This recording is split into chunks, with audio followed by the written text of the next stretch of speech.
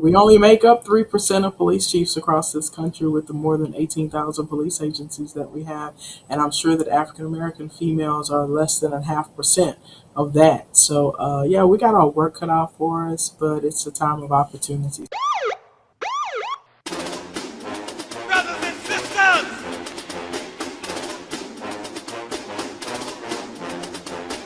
brothers and sisters, I don't know what this world is coming to. You're listening to the Black and Blue Podcast, a discussion and celebration of the roles of African Americans and other minorities in U.S. law enforcement.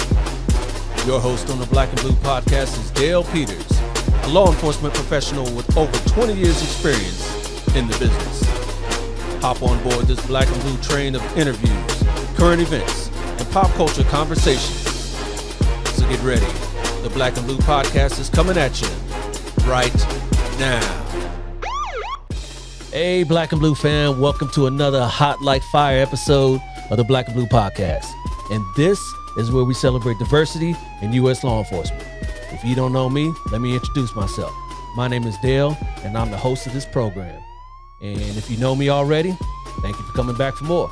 And let me ask you right now, if you haven't done so already, please make sure you click those like, subscribe, and bell icons right down here on my YouTube channel.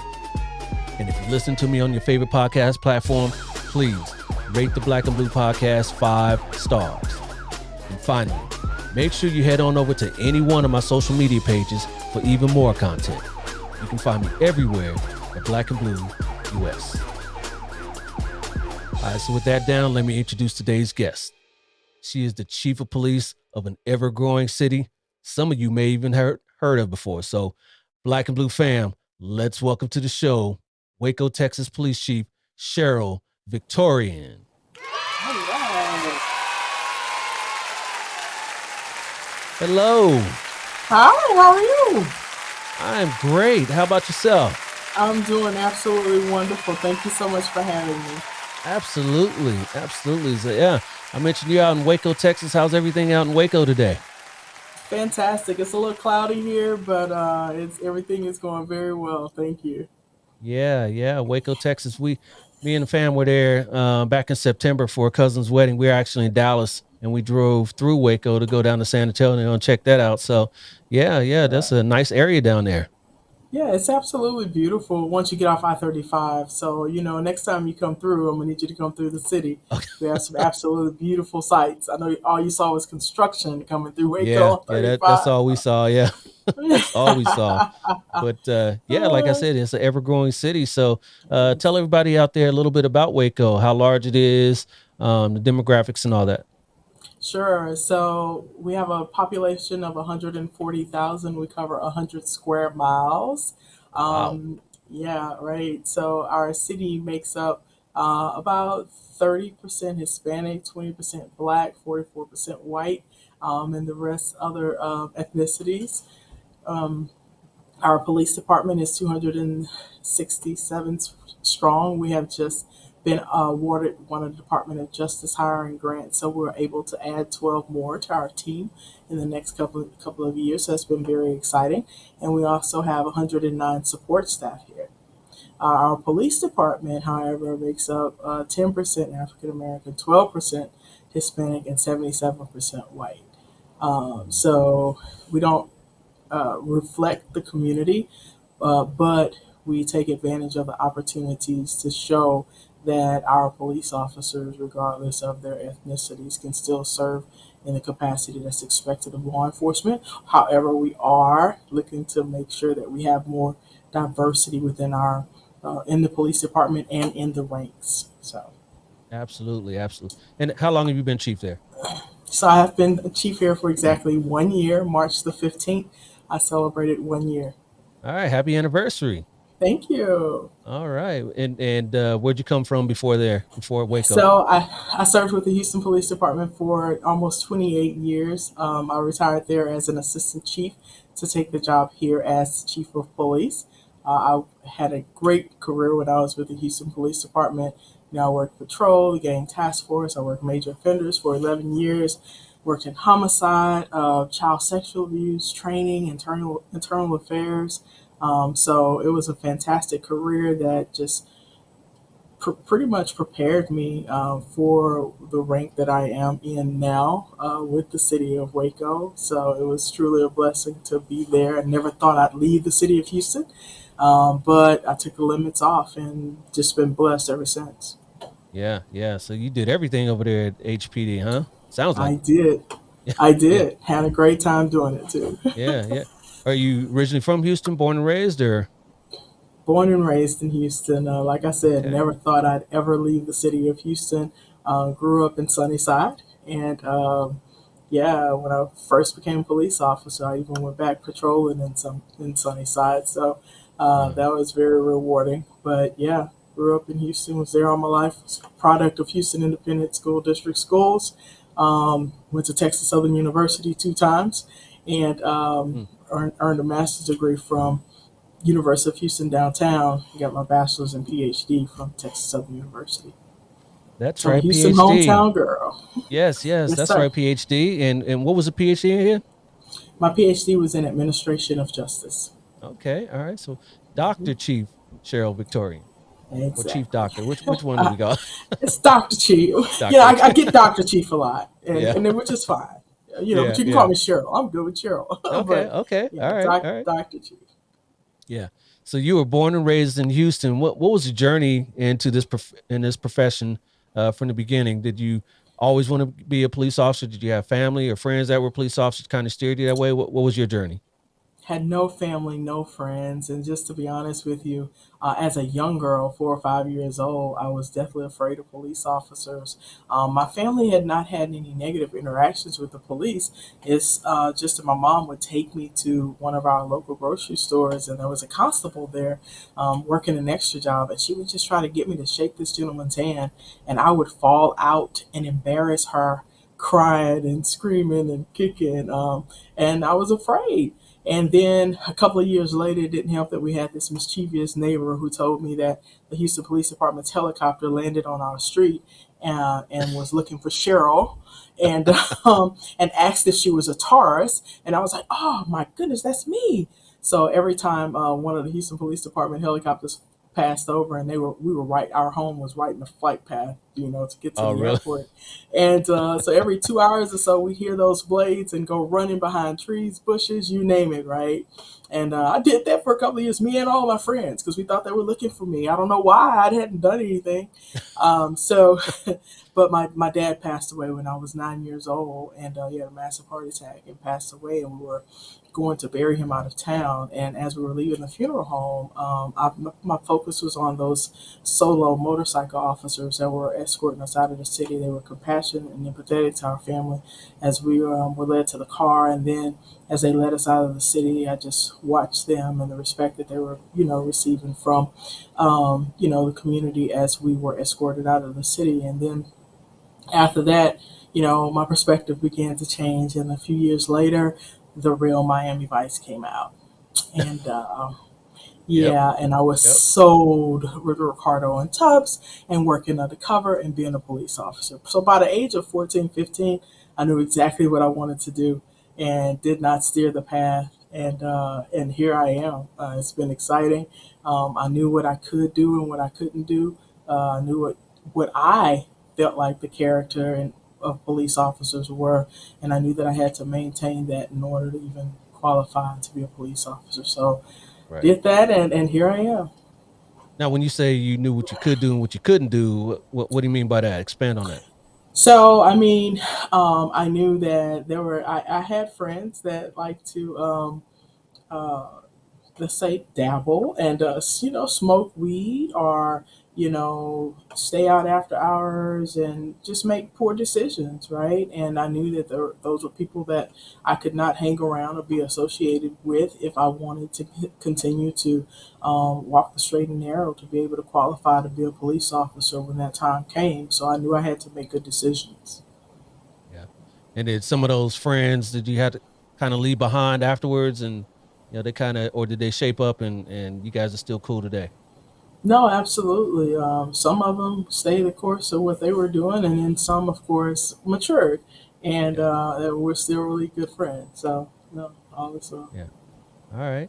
And then you were enamored with Crockett and Tubbs and Miami Vice. Did you ever work undercover? The best part of my career is Okay. when Okay. I worked in major offenders for 11 years. I got to work undercover, so had no idea we even had a major offenders division. I was working patrol, and then the gang task force. And after I got on the gang task force, I got a phone call from this sergeant in major offenders, and he was like, "Hey, I'm looking for somebody to come do some undercover work." And I didn't even ask him what type of undercover work. I was just like, "Yeah, I'm on Yes. board." Sign And me so, up. right. So this was back in the day when we were doing a lot of food stamp fraud, right? So I Okay. would go on my own time. I was working evening shift on the gang task force, and in the morning time, I would go on my own time. I would get comp time for it and spend time with that unit, going to do those undercover deals. And exactly right at a year later, they had a long term investigation for credit card abuse and credit card fraud that they wanted me to infiltrate this group, and so I got a chance to be over there long term. And over the course of 4 months, we made 42 arrests and made a lot of Nice. felony cases. And so after that, position became available, and I was there, and I was given the position. I earned that position, and so I Earned it. earned that That spot part. That part. in major offenders. So I stayed there for 11 years, and the only reason that I left was because our offenders were getting younger, I was getting older, and the lingo was changing, and I no longer was having fun, and it was time for me to go. So yeah, those are Yeah. probably the best 11 years of my life as an officer, of my career as a police officer. So major offenders, is that like tracking down like, robbers and homicide suspects and stuff like that, or? So we had different squads in Major Offenders Division. So we had the Fugitive Task Force that did that type of work, but we did everything else that nobody else wanted to do. Right? We had a Vice Division, we had a Narcotics Division. Even though some of the cases that we were involved in did dabble in narcotics, but in addition to maybe stolen property, counterfeit trademarking, unlawful labeling. We did insurance fraud. We continued to do the welfare fraud. We bought and sold guns from gangbangers. I even found myself sitting in a driver's education school one time because they were operating without a license. Anything nobody Okay. else wanted to do, we were doing. And Nice. because it was so diverse, it was a lot of fun. And so, yeah, we Yeah. did it all. Yeah, those are probably the only assignments nowadays that there's real undercover work going on nowadays. Because unlike Miami Vice, where you go in with on the major narcotics, there's really not too much undercover in those professions anymore. It's more using CIs nowadays because because most of it's controlled by cartels. So at least in major narcs, so you can't really get in with with a Right? cartel just all Without, of a sudden. So right. yeah, so a lot of that's just utilizing CIs and all that sort of Right. stuff. But yeah, if you're doing, frauds and all that sort of stuff, yeah, you can definitely get some undercover work in. They set you up. I had a buddy that was working financial crimes, and he got set up. They set him up in a whole office. He was Oh, supposed to be wow. laundering money. Yeah, so he was Yeah. working as a money launderer. Wow. Yeah. Yeah, that's a lot of fun. At one point, they had us working in, I don't know if you're going to remember these, Circuit Cities. Remember Oh yeah. Best Buy and okay, so they had Yeah. us working in Circuit City for a couple of months, where these guys were coming in and using their fake credit cards, and we were documenting the information, and then they were walking out with merchandise, and those employees at Circuit City did not understand why these two ladies could come in and only work for 4 hours, 2 or 3 days a week, on this long term Yeah. basis until we made those arrests in their parking lot that day. So, yeah, Nice. that kind of stuff is fantastic. It was a lot of fun. I Yeah, had a good undercover, time that doing it. that's great stuff because that's about the only time that you can see a crime as it's happening. And then, because most of the time in police work is after the fact. Even the homicide, it's important to track down those offenders and sex offenders and all that. But you're not there obviously when the crime goes down to stop it or arrest the offender right there. So undercover work, that's the way to go. Yeah. Well, I Good got stuff. the chance to do it. So, All yeah, right. got to check Yeah. that box. Yeah, yeah, yeah. So does Waco? Do you have you implemented any sort of undercover programs or narcotics programs or anything like that at Waco? So, we already have a drug enforcement unit in our Texas Anti Gang office here in Waco. So, Yeah, that's the extent. We do have a couple of proactive squads that we have, but they don't do undercover work per se, mostly surveillance, right, and proactive activity. So, yeah. Okay, all right. And you are a female, obviously, and I congratulations hope you can for me tell. figuring that out. Thank you. Yes, yes, yes. What's the makeup of females in your department? So we have 15% female with the Waco Okay. Police Department, right? So it's a couple of percentage points above the national average, which is just a little bit more than 12%. However, we are working diligently to make sure that our young ladies understand that this is something that they can do, and not just do, but excel in. Currently, I only have one female commander of 11, and I have two female sergeants of 36. We Wow. just recently had our first Women in Public Safety Symposium this past Thursday, as a matter of fact. But what we did was invite some of our local high school students. We offered them an opportunity to participate in an essay contest, and so they were selected to attend this Women in Public Safety Symposium. They were criminal justice students at the local high schools here. So they had an opportunity to join us, for us to network, for us to determine what they wanted to do in the field of criminal justice and kind of keep them on track to replacing us in years to come. So we're being proactive in making sure that we're going to be represented really well. I participate in this project or the initiative, and you may have interviewed ladies about the 30 by 30 initiative with the New York policing project, and where we are aiming to have 30% females represented in law enforcement by the year 2030. So, yeah, we are very, very engaged and involved in making sure we're showing women their strengths in the profession of criminal justice and particularly law enforcement to meet that goal of having 30% women by 2030. Yes, yes, because our population is 50% female for the most part, so it's only right that we have at least 50% or upwards in that direction in law enforcement in every profession. So we I we, we agree. we can't have it that way. You got it, like we were talking about, mirroring your community, and having females in those positions is part of that. Exactly. I agree. Yeah, yeah, And and we only make up 3% of police chiefs across this country with the more than yeah. 18,000 police agencies that we have. And I'm sure that African American females are less than a half percent of that. So, yeah, we got our work cut out for us, but it's a time of opportunity. So, Yeah, yeah, you putting in the work to kind of make that change. Now, I'm sure mentorship is a big part of your makeup as well. Were there any mentors that kind of helped you along the way? So, I never really had one particular person who mentored me throughout my career, but I had several women who were very impactful in my decision want to promote to assistant chief. All I wanted to do is promote to assistant chief and work a couple of years and ride out into the sunset, right? Mm. But as I began to promote throughout the organization, even women from the outside and on internally were there to offer advice or to offer recommendations for professional development opportunities. So I never really had any one person per se, but I will recognize my friend Chief Vera Bumpers, whom I'm sure you had on the show before.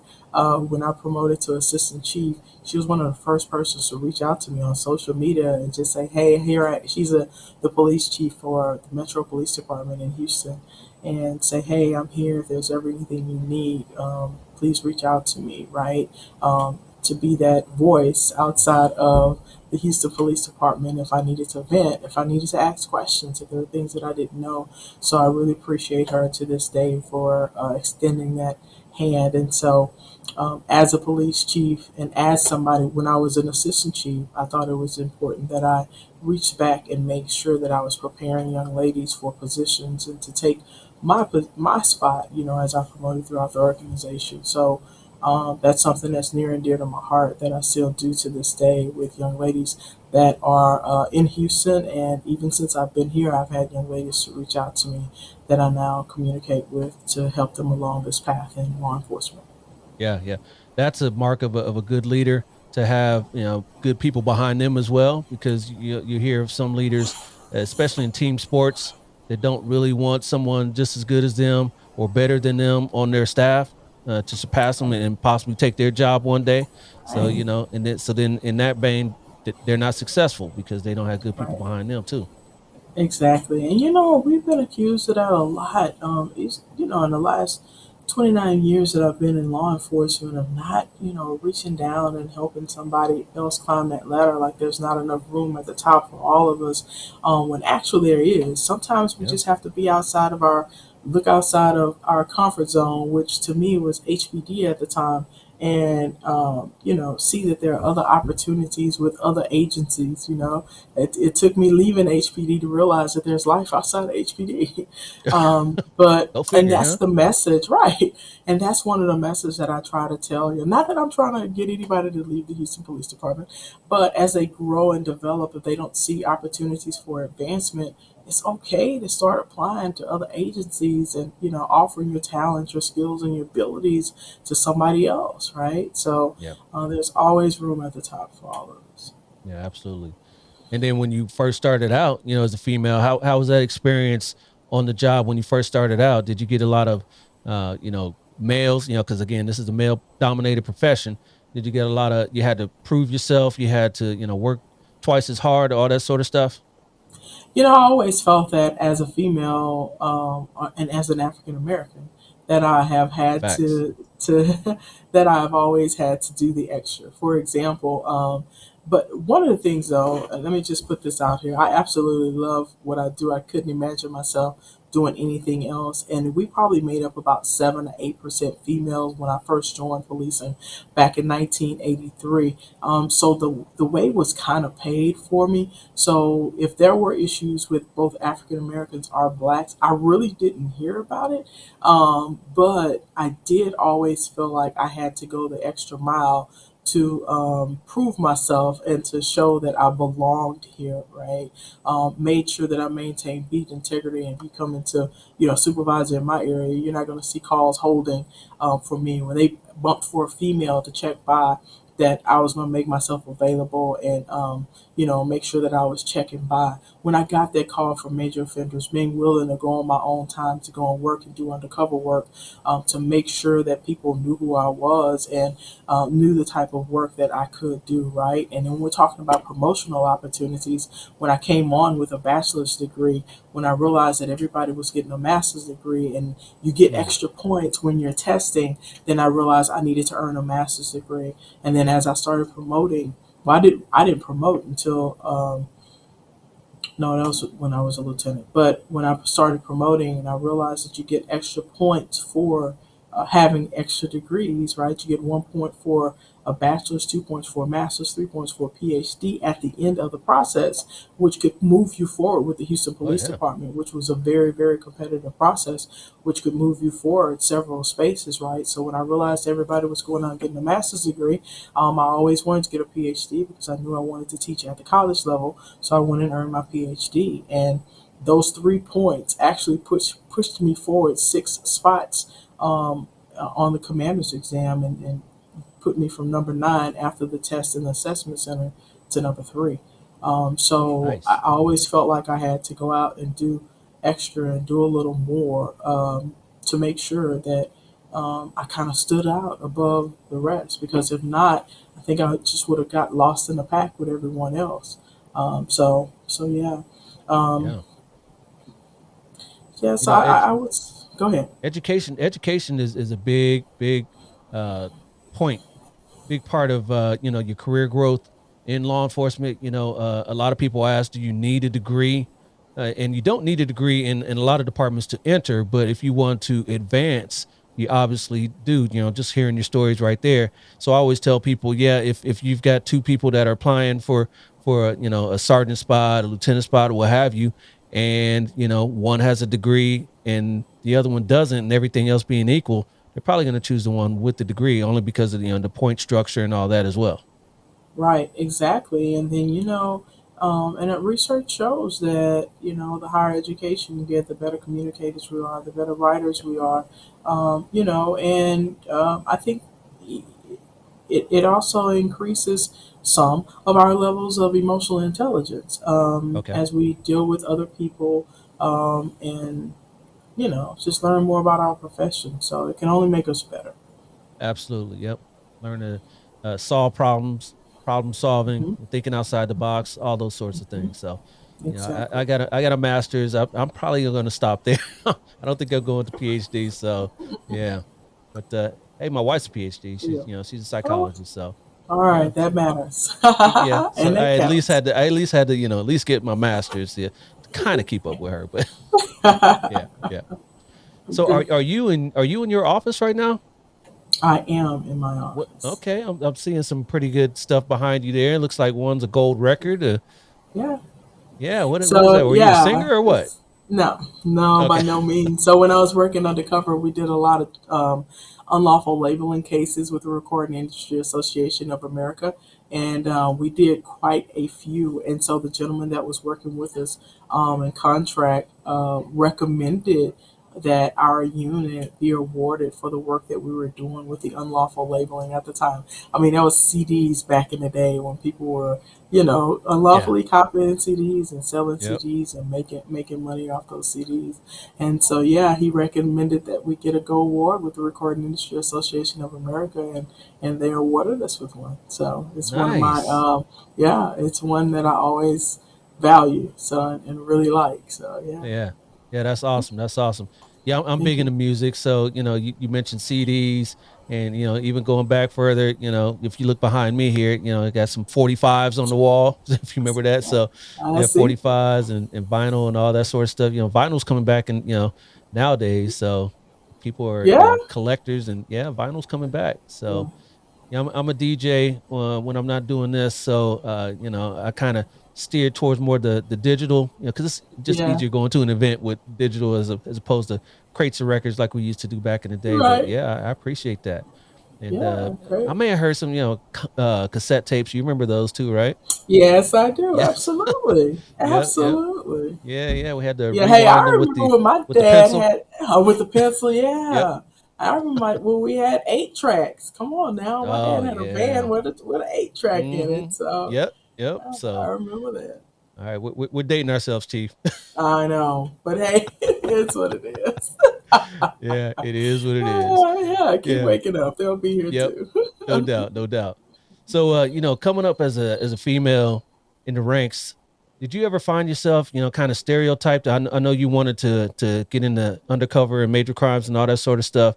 But did you kind of find yourself, hey, when a sexual assault came up, hey, give it to Victorian, or a rape, something like that came up, obviously there's gonna be times when they needed a female to search a female, that's gonna happen if there's a female on duty. But never find yourself typecasted, or you just wanted to kind of make sure you broke that mold.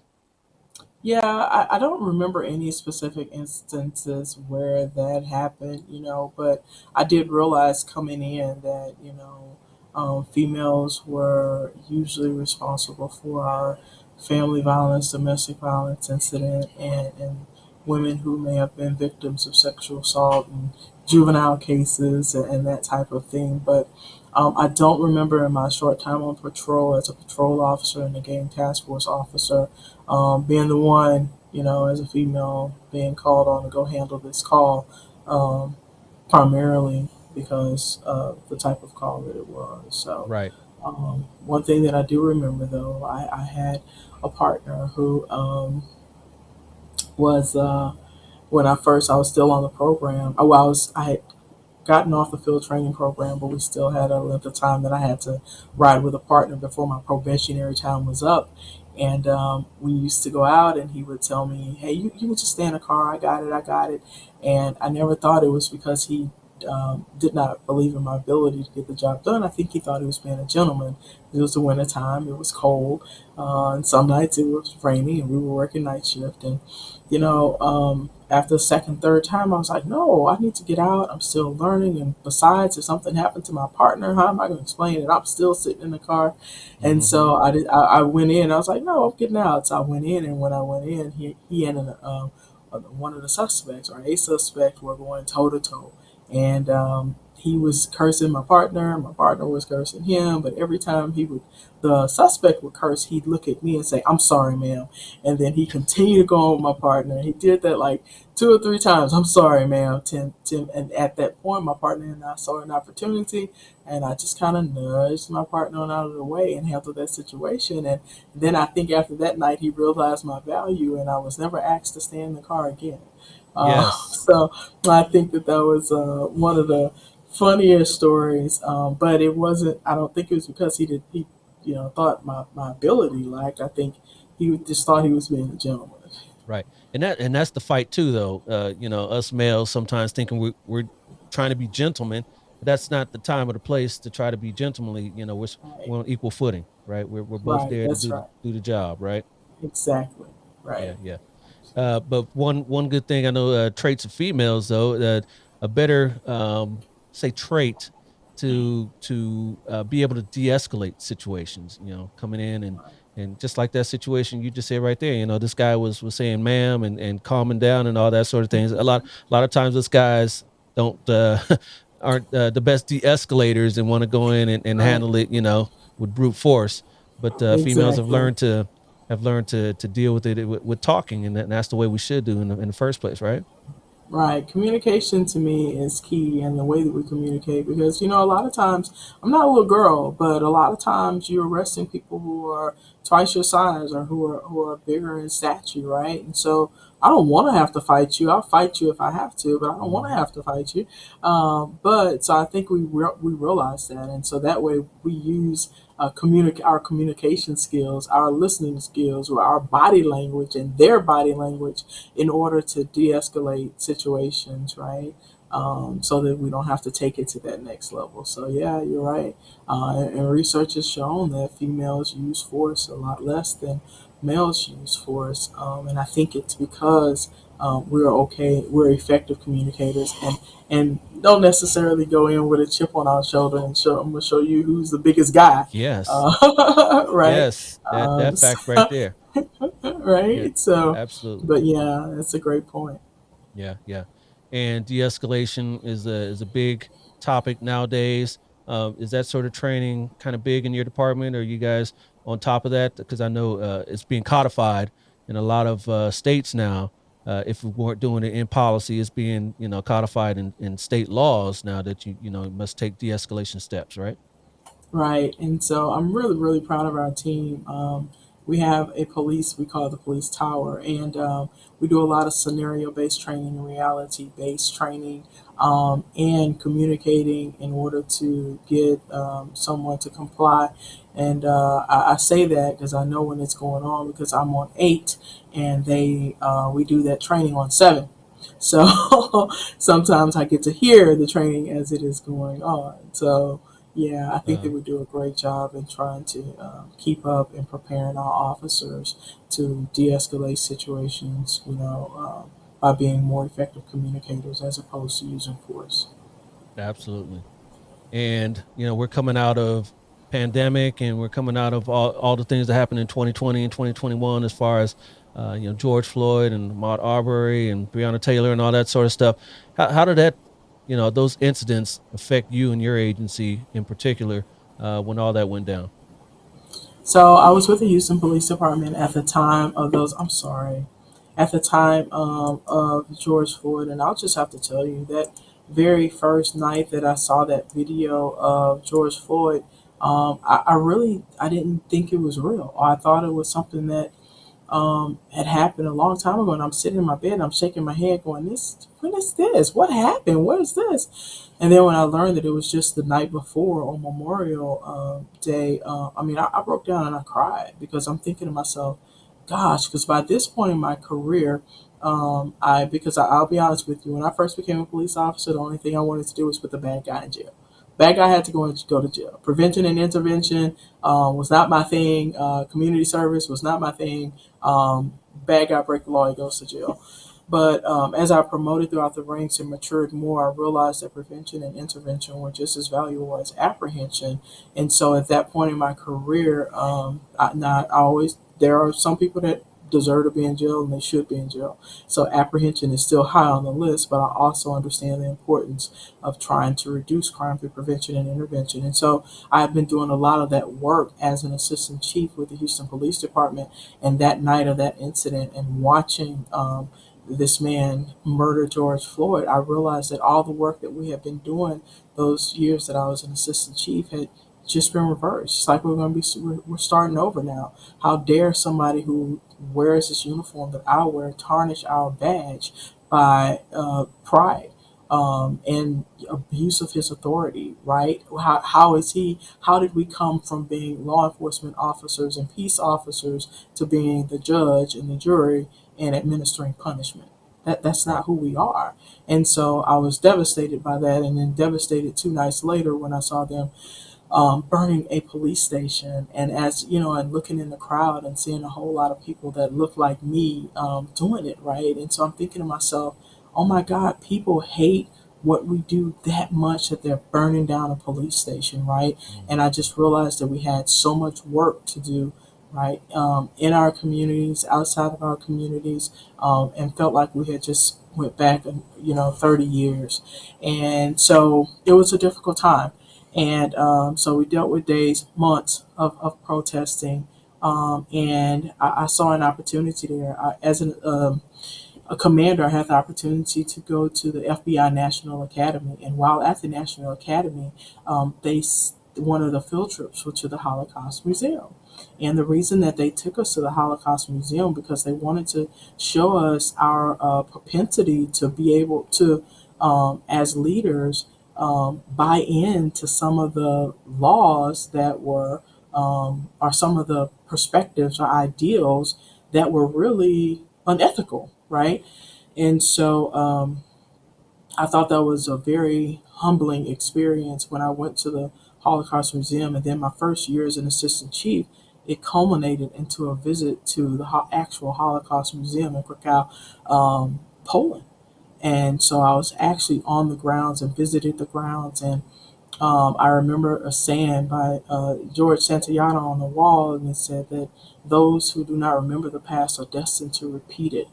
And so I started thinking, I was like, um, what if there's a message here for me? What if there's something that I can do as an African American female to share the history of policing and the traumas of policing with my white counterparts, or anybody, even my African American counterparts that didn't talk about history, that didn't talk about slavery. It may have been a paragraph in the history book. Well, when I grew up, we talked about history and Black history.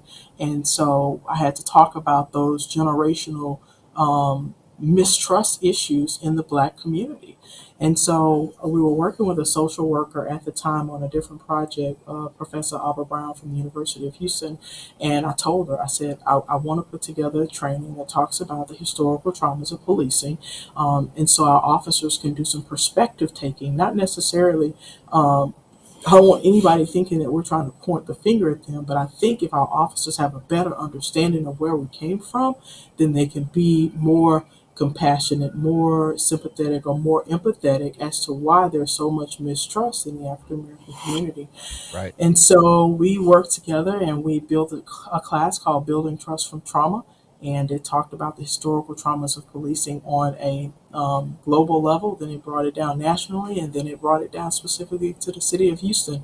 And we talked about those trust building and trust eroding events that we had in the city of Houston and why there are mistrust in certain, particularly communities of color. And I'm talking not just African Americans, but Mexican Americans as well, Hispanic Americans as well. So that was something that I did just before I left the city of Houston. And as I left, the class had been ongoing, and I had a couple of my officers after I got here to Waco to go to Houston to actually witness that course, take notes from that course so that we can develop something like that of our own here in the city of Waco so that our officers can just, do. I've been called, oh, now she's calling us Nazis. Now, she's pointing the finger. That's not exactly, I'm not going to get everybody. Yeah. But for the most part, those in the city of Houston and police department, they understood the message that I was sending, to just do some perspective taking and put yourself in the shoes of African Americans who had experienced Jim Crow laws, Hmm. bloody patrols, um, um, um, I'm sorry, slave patrols, Yeah. and the fact that you and I can't drink out of the same water fountain or go to the same bathroom. And those were laws that were actually being enforced by police officers. Yes. So, yeah, that's why, part of the reason why African Americans don't trust, police officers. And it's Yeah. been passed down from generation to generation to generation. So, anyway, Right. so that was one of the On major the steps that I took. devil's advocate side, I also hear, hey, but that was back in the '60s. That wasn't back in the '50s. Why can't black folks just move on? And you know what? And I would get, that was back then, and that wasn't me. It wasn't me that did Right. that, right? Yeah. I'm a different person, which is one of the reasons I thought it was so important that we did that, because I'm like, you guys have to understand that it's not who you are. These people don't know us individually. There are African Americans that are mad at me because I'm still a police officer, but they don't know us individually. It's the uniform and what the uniform represented during that time that is so that builds so much mistrust and trauma to things that have happened in the past. And again, it's been passed on from generation to generation to generation that you don't trust the police. So we have a lot of work to do.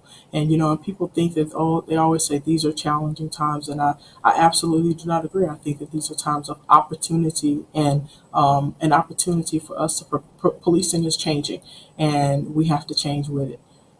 So these are learning opportunities for us to be better at what we do and to provide the services that this noble profession set out to provide, right? And for us to Indeed. be peace officers, right? Peace So which officers. is what we started to be. So yeah, that was something that came out of the George Floyd protest, the murder of George Floyd.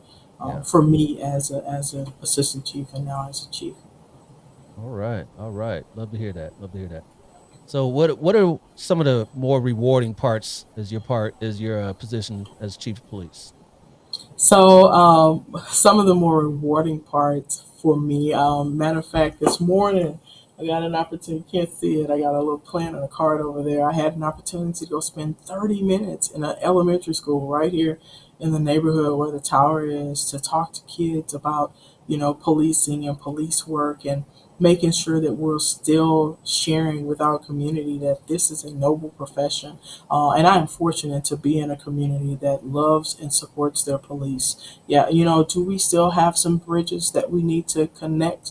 Absolutely. But for the most part, our community loves the police. And I want to make sure that our little boys and our little girls, particularly our little girls, know that they can grow up and be a police chief, coming out of a neighborhood that was poor, right? And coming from a single family, a single parent home with a mom who raised four kids who all went to college and did not get into any trouble. We were very, very blessed. And if I can make it, you can make it too. One of the things I think is most rewarding is when I'm out and in public and I see a young girl say the girl police or she's a police officer or Yeah. not realizing that we're even in this profession, right? And then to let them know that I'm the chief and that if they want to be a chief one day, that it is absolutely attainable. If they want to do more, it is absolutely attainable. So Absolutely attainable. Yep. That's great. That's great.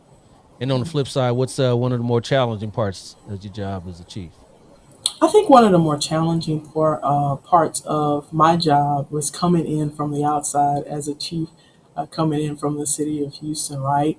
And then being the first African American and the first female at this department. I had to make sure that I hopped right in and showed them who I was and established that credibility that was on paper. Um, and so far, so good. Do I still have my challenges? I had an incident that I talk about now because this was in arbitration where I had someone on audio recording challenge whether or not I could make a good decision in a case because I was black and a woman. And so, yeah, Wow. and, yeah. and said that on record. He did not know he was being recorded. He was being recorded by my officer who had lost his job, but that was another police officer from another agency that made that comment, and and it hurt for a second, but then I thought, you know what, it's the world, it's where we are, Cheryl, and I don't care how many years I'd spent in law enforcement, what my background is, the fact that I've been in all of those investigative divisions, the fact that I promoted through the rank from officer to sergeant to lieutenant to commander to assistant chief and now chief, the fact that I'd earned my PhD, it was still people out here that felt that way, right? And so that was just that realization. But then at the same time, what counters that is when I have one of my white male counterparts, sergeants, who come up into my office and say, when I came on this floor hundreds of times, and but when I came up here this day to come see you, and I looked up and I saw your picture, I smiled. And that it's those instances right there that make me that kind of counter the negative instances, because at that moment he did not see me as a black female. He did not see me as a black. He didn't see me as a female, but he saw me as his chief, and that's what's important. That is. Love to hear it. All right, Chief. So what do you like to do when you're not working? I'm assuming you get time off, right? Wow. The little time that I do get, I love to travel, and I'm good at mentoring. I love mentoring. I love talking about leadership anytime that I can. I teach adjunct at Southern New Hampshire University online, and I also have the opportunity to teach criminal justice and community law enforcement at Baylor University this year. So I enjoy doing that. I was a playwright. I've written plays, Christian plays. So I haven't written anything in a long time, but those are some of the things that I just really enjoy doing when I do have free time. Nice. All right. Yeah, Yep. We many layers. We're not a monolith, as I like to tell that's people all right. the time, as African Americans and as people. So yeah, That's right. love to hear it. Love That's to hear right. it. All right, Chief. I appreciate you coming on and giving us some great knowledge about you. But you are not done yet. I got a little game for Uh-oh. you, a little trivia game here for you before we get you out of here. So let me get Okay. this on for you. This game is called Black or blue, black or blue, black or blue, black or blue, black or blue, black or blue. All right, Chief. This is my black or blue game, and your game today is called "All My Exes Live in Texas." Since All you're right. in Waco. All right. Famous people from Texas. All I'm going to do is I'm just going to give you a person. You tell me, are they from Texas, either born or raised in Texas or not? That should be real simple, right? Oh, okay. Let's do this. I'm sure you'll do fine here. Here's your first one here. How about Arnold Schwarzenegger? Is he from Texas? No. No, he is not from Texas. Definitely not from Texas. He's from like Austria or something like that. See? Just like that. Okay. All right. Sounds All good. right. Okay, here we go. How about your next one here? How about Jamie Foxx? Is he from Texas? Yes. Yeah, he is from Texas. He's from Terrell, Texas, wherever that is. You know where that is? I think it's outside of Dallas, if I'm not Yeah. mistaken. Yeah, it is. Yep. From Google. Google helped me out with that one. All right. Cool. How about Carol Burnett? Is she from Texas? Oh, no. Oh, unfortunately, Oh, yes, she is is. Carol Burnett from Texas? She's from San Antonio. That's awesome. Okay. Yeah. All right. Only one strike here for you. How about your next one? How about Salma Hayek? Is she from Texas? Yes. Oh, she is not from Texas. Yeah. I thought I threw you a softball there. No, she's not from Texas. She's from See, I would somewhere have in thought South she was America. from San Antonio. Yeah. Oh, Yeah. okay. Yeah, the other way around. How about You Regina did. King? Regina King. Is she from Texas? No. That's correct. She is not from Texas. Okay. She's not from Texas. Okay, humming along here. How about Woody Harrelson? Is he from Texas? I would say yes. He is. He is from Texas, from Midland. Midland. Yeah. Oh. I read that he was there up until high school, and then he moved to Ohio. So, but he was born Okay. born in Texas up to high school. All right. How about Beyonce? Is she from Texas? Absolutely. Absolutely. She's from your hometown, right? Yep. Houston. All right. How about her husband? How about Jay-Z? Is he from Texas? No. No, he's from New York. He's from New York. So, all right. And your last one here. How about Steve Martin? Is he from Texas? I would say yes. Yes, he's from where you are now. He's from Waco. Oh, Yes. all right. All right. So you got more right than you got wrong. So we're gonna call you the winner.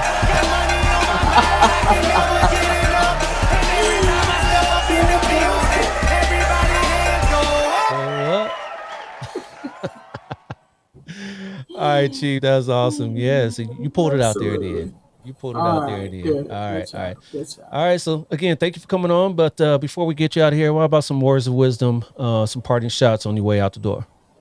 Yeah, so I would just like to tell anybody who is in leadership, one of the reasons that I decided to promote to throughout the ranks to assistant chief was because I ran into somebody with some rank who was too good to even say hello. I asked how we were doing. So just know that as you're going through the ranks, you are never too important to be nice to people, anybody. So that would be my few words of wisdom. Just like to give a shout out to my family, my big sisters, Gwendolyn Jefferson, and my sister, Jacqueline Jefferson, and my brother, Robert Jefferson III. All right, yeah, family is important. Got to get that shout out. Yes. Yes. All right, Dr. Chief Victorian, I appreciate you coming on. Much success in the future. And you are in Waco now, and we talked earlier about people that you run into in Waco. Have you had a chance to run into those two famous people from Waco that make a show from there yet? I have not ran into Chip and Joanna Gaines. However, I was just at their restaurant Magnolia Table this past Saturday. It's fantastic. Okay. All right. Hopefully they can get you in there, and you're all set up with your house and all that, right? So they don't need to come in and remodel your house or anything, right? That's a long story. So no, I'm still in the real house. So I would love for Chip and Joanna to come Oh in. wow. And, Okay. Yeah. They do some good stuff watching their take program. care, So hopefully right? They do. All right. All right, Chief. Thanks a lot for coming on. I really appreciate you. Absolutely. My Be safe pleasure. out there. Thank you. Absolutely. You too. Thank you. Thank you. Take care. Bye-bye. Yes, indeed, Black and Blue fam. That was Waco, Texas Police Chief Sheryl Victorian. Thank you for coming on to the program, Chief. I appreciate all you do for women, African Americans, and the citizens of your community. If you guys out there enjoyed this episode too, make sure you click that like button right here on my YouTube channel or rate it 5 stars on your favorite podcast platform. I'll be back in 2 short weeks with another Hot Like Fire episode. Same black time, same black channel. But till then, y'all know the phrase. Stay black in blue. I'll holler at you. Deuces. This has been a Maitre D Entertainment presentation.